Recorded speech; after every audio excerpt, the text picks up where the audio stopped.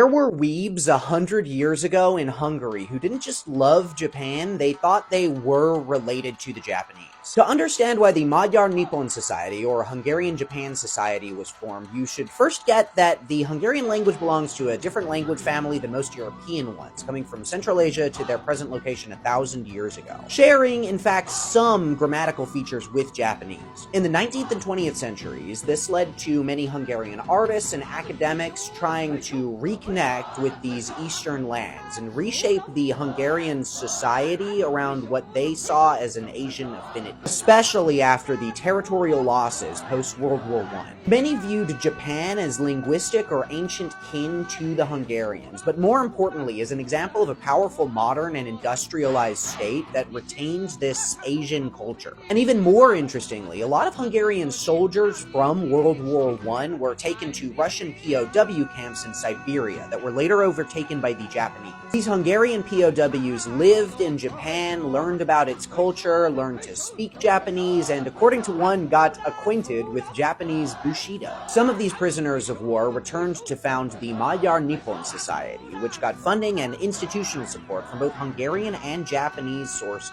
It hosted exhibits of Japanese art, kabuki theater performances, scholarships for study in Japan, diplomatic exchanges, and other cultural interactions. They also published periodicals and the popular travelogue Azigazi Japan, or The Real Japan, where the author claimed to disprove the Western stereotypes and lies about the country, revealing an authentic or unknown Japan. It culminated in this large festival that featured delegations from Japan, lectures from Japanese scholars, and a play called The Treasure of the Ronin. But this also represented a moment wherein Hungary and Japan became much more politically aligned than before. Germany, Japan, and eventually Hungary would join the Anti-Comintern Pact, known to most of us today as the Axis powers. Not all members of the Magyar Nippon Society were extreme imperialists at the society's beginning, but by 1936, its publications were full of advocacy for Japanese imperialism in Manchuria and elsewhere. It is without a doubt, though, one of history's most unique groups of Japanophiles, the likes of which wouldn't come again for, well,